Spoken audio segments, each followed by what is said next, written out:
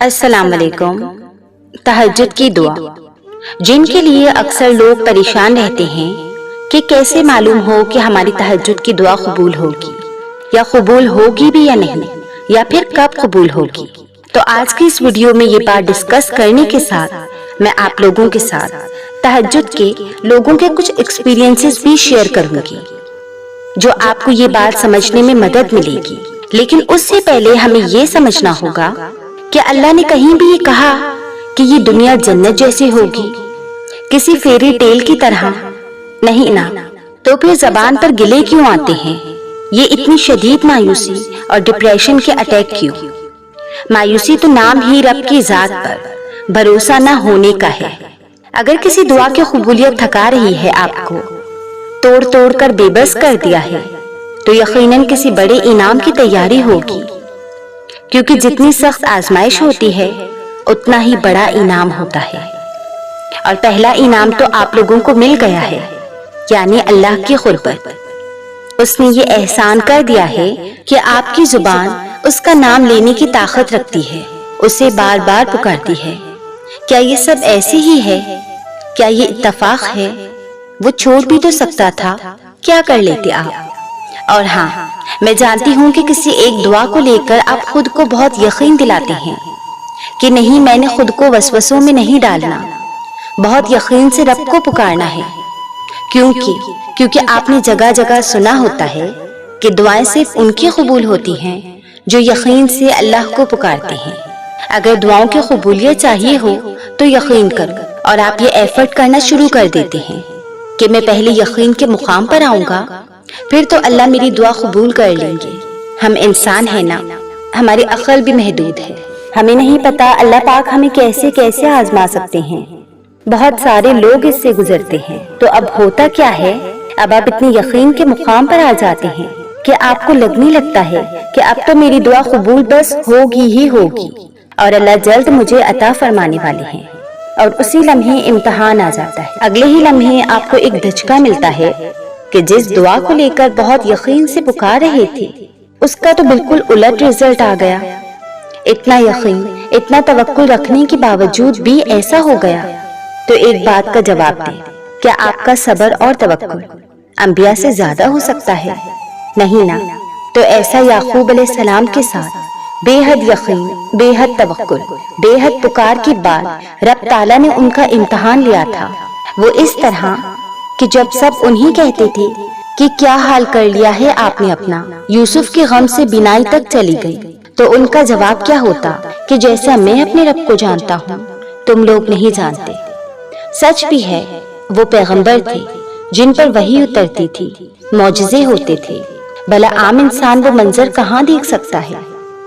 अब होता क्या है कि सालों गुजर गए, दुआएं उनकी तवक्कुल के साथ जारी हैं कि ऐसे में दुआओं का फिर इम्तिहान आ गया कि जब मिस्र के बादशाह के हुक्म पर, यानी यूसुफ अलैहिस्सलाम के हुक्म पर उनके छोटे भाई को बुलाया गया, मगर जब याकूब अलैहिस्सलाम नहीं माने तो दूसरे भाइयों ने यकीन दिलाया कि वो बाहिफाजत अपने छोटे भाई को वापस ले आएंगे, और बड़ी मुश्किल से उन्होंने इजाजत दी थी। और फिर वही हुआ जो पहले हुआ था। यूसुफ अलैहिस्सलाम ने भाई को रख लिया और बाकी भाइयों को खाली रवाना कर दिया, एक कुर्ते के साथ, और कहा कि यह अपने वालिद को दे दीजिएगा। पहले तो याकूब अलैहिस्सलाम ने बेटों को खाली हाथ देखकर बहुत रोए, बहुत तड़पे कि फिर वही हुआ उनके साथ। अब वो यहाँ अल्लाह से कह सकते थे कि क्यों अल्लाह, आपने दुआओं का उलट जवाब क्यों दिया? पहला तो लिया, दूसरा भी ले लिया। लेकिन उन्होंने ऐसा कुछ भी नहीं किया, बस बेटों पर गुस्सा किया। और जब बेटों ने कुर्ता पेश किया कि ये मिस्र के बादशाह ने भेजा है आपके लिए, तो उन्हें समझ आ गया कि मौजज़ा हो गया है, यानी अल्लाह की मदद आई है, क्योंकि ये कुर्ता अंबिया की नस्ल से चला आ रहा था और ये उन्होंने खुद यूसुफ अलैहिस्सलाम को पहनाया था। और उन्हें जवाब मिल गया कि यूसुफ जिंदा है और ये बादशाह वही है। तो बस ये बात समझनी है हमने कि जब दुआओं के उल्टे नताइज आए तो वो भी आजमाइश होती है अल्लाह की जानिब से, और जो कामयाब हो गया वो पा गया। ये बारीक नुक्ते हैं जिन्हें आप अपने पल्लू से बांध लें। आजमाइश का वक्त कामयाबी से गुजर जाएगा। اس طرح یہ سوچنا کہ تہجد کی دعا تو رد ہوتی ہی نہیں، پھر بالکل الٹ رزلٹ کیوں آ رہی ہیں، تو جان لیجیے کہ یہ سب آزمائش ہے۔ جیسا کہ ایک بھائی نے بتایا کہ میں تہجد کافی عرصے سے پڑھ رہا ہوں اور ناممکن دعا بہت رو رو کر تہجد میں مانگتا ہوں، لیکن وہ پوری نہیں ہوتی۔ جبکہ میں نے اپنے 3-4 دوستوں کو بتایا تہجد کا، انہوں نے بھی یہ نماز پڑھی اور صرف کچھ ہی دن میں ان کی دعا قبول ہو گئی اور ان کا ناممکن کام پورا ہو گیا، جو کہ بالکل ناممکن تھا، لیکن تہجد کی برکت سے ان کا کام ہو گیا۔ اب اس بات کی وجہ سے وہ بھائی پریشان ہو گئے، مجھ سے پوچھنے لگے کہ انہیں تو میں نے ہی بتایا تھا اور میں تو کب سے اللہ سے مانگ رہا ہوں، میری دعا تو قبول ہوئی نہیں، لیکن ان کا کام اتنی جلدی ہو گیا کہ اللہ مجھ سے راضی نہیں۔ میں نے ان سے کہا کہ اللہ جن سے راضی نہیں ہوتا انہیں یہ سوچنے کی توفیق نہیں دیتا کہ اللہ مجھ سے راضی ہے بھی کہ نہیں، کیونکہ اللہ تعالیٰ نے خود قرآن میں کہا ہے کہ جس نے مجھے بلا دیا اسے میں نے بلا دیا۔ تو بتائیں بھلا اللہ کو ناراض کرنے والا بندہ کبھی اللہ کی ناراضگی کی فکر کرے گا کیا؟ کبھی بھی نہیں نا۔ تو ایسا صرف وہ سوچ سکتے ہیں جنہیں اللہ اپنا بنا لیتا ہے، جیسا کہ سورہ عمران کی آیت نمبر 20 میں اللہ پاک فرما رہے ہیں، اور یہ خدا کو کچھ بھی مشکل نہیں۔ اب دیکھیں یہ صفات اللہ قرآن میں خود بیان فرما رہا ہے، کیونکہ جب آپ خود دعا کی عرضی لے کر اللہ کے پاس جاتے ہیں، دل میں آپ کے ہوتا ہے کہ یہ بڑا مشکل اور ناممکن کام ہے، لیکن جب چلے جاتے ہیں تو آپ کو یہ بات دماغ سے نکال دینی چاہیے کہ اب یہ کام کچھ مشکل رہا، کیونکہ وہ رب اپنی یہ صفات خود بتا رہا ہے کہ آپ کو سمجھنا چاہیے کہ میں یہ کسی معمولی بندے سے نہیں بول رہا، بلکہ میں تو اپنے پروردگار اپنے اللہ سے بول رہا ہوں، جس کے لیے کچھ بھی مشکل نہیں۔ جب آپ اس چیز کو سوچ کر دعا کریں گے تو آپ کو دعا میں لذت اور یقین خود آئے گا۔ اب اگر پھر بھی آپ کے دماغ میں یہ بات ہوگی کہ کیسے ہوگا، یہ تو ناممکن لگ رہا ہے، تو اس سے دعا کی قبولیت کے امکانات کم ہو جاتے ہیں۔ تو پھر ہمیں اتنا یقین کیوں نہیں کہ جس دعا کے لیے اللہ تہجد میں محنت کروا رہا ہے وہ قبول ہوگی۔ بات یہ ہے کہ اس میں تو کوئی شک نہیں کہ یہ ایک معجزے والی نماز ہے، لیکن ہم نے بھی تو اس کو کچھ غلط طریقے سے لے لیا ہے۔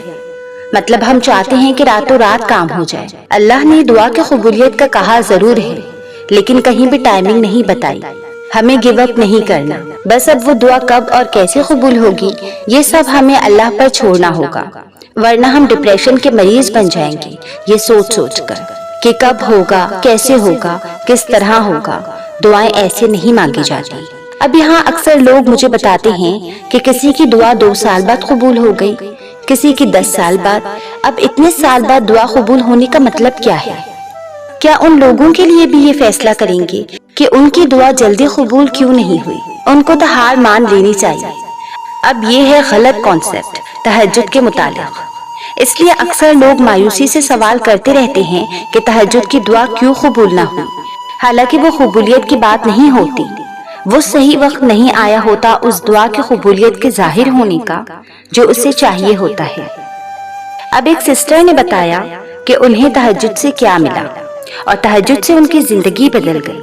انہوں نے بتایا کہ میرے والد کی ڈیتھ کے بعد میرے انکل اور ان کے بیٹے نے ہماری زندگی جینی حرام کر دی تھی، بہت زیادہ ٹارچر کرتے اور ہمیں روز کہتے اور ہم پہ زور دیتے کہ ہم یہ شہر چھوڑ کر چلے جائیں۔ ہم وہ جگہ چھوڑ گئے، لیکن وہاں بھی انہوں نے ہمارا جینا مشکل کر دیا۔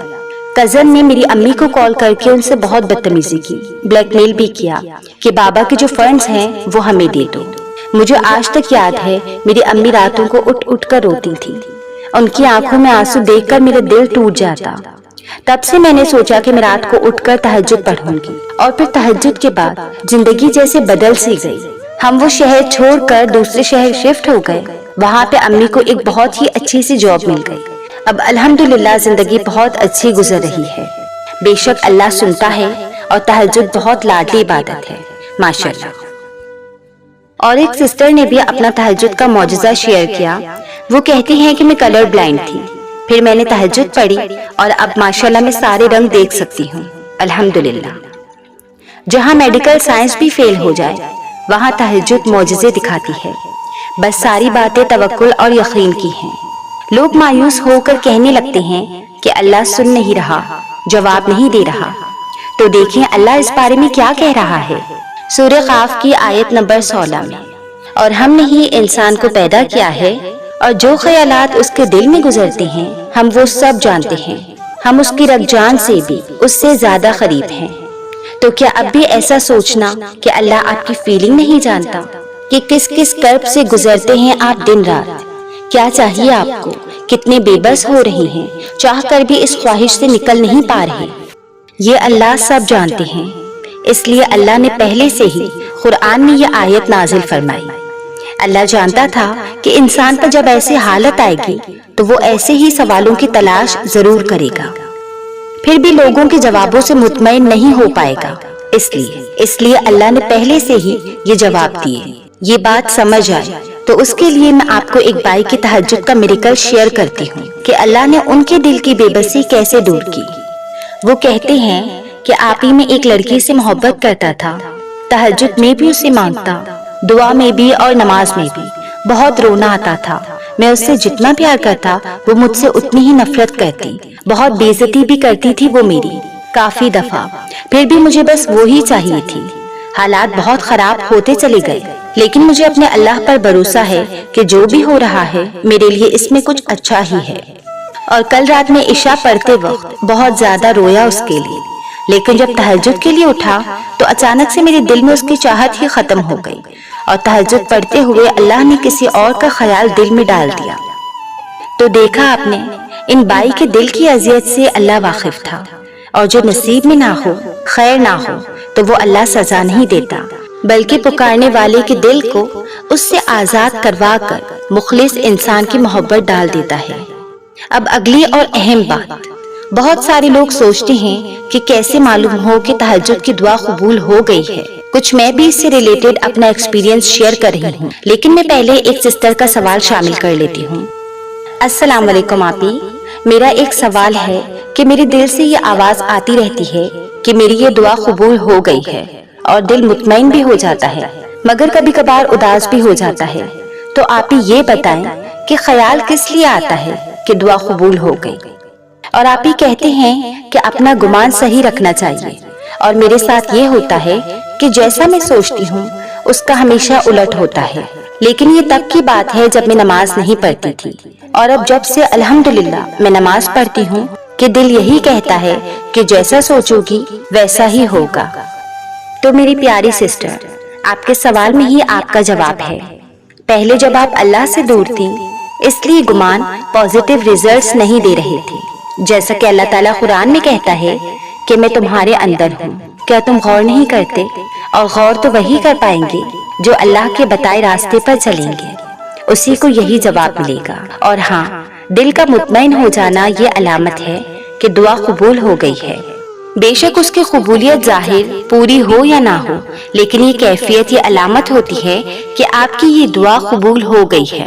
اور اس بات کو جاننے کے لیے اگر آپ لوگ جاننا چاہتے ہیں دعا کی قبولیت کی نشانی، تو جب اللہ نے مجھے دعا کی توفیق دی جو بظاہر بڑی ناممکن لگتی تھی اور طویل عرصے تک مانگتی رہی، تو تب مجھے سمجھ نہیں آتی تھی کہ اس کی شدت کیوں ختم ہو گئی ہے، مگر آہستہ آہستہ صبر آتا گیا، تڑپ ختم ہوتی گئی، تب سوچتی کہ اس کا کیا مطلب ہے۔ پھر وہ دعائیں کچھ وقت کے بعد ظاہر ہو جاتی قبولیت کے ساتھ۔ اللہ قبولیت سے پہلے ضرور اشارہ دیتے ہیں، اللہ انسان کو کبھی بے بس اور تنہا نہیں چھوڑتے، اور یہ جو دل ہے نا، اس کی پہلی آواز اور یہ جو فیلنگز ہیں جو آپ کو بتا دیتی ہیں جب آپ دعا مانگ رہے ہوتے ہیں، یہ شاید فوری طور پر آپ کو نہ پتا چلے جب تک اللہ چاہے آپ سے منگوانا۔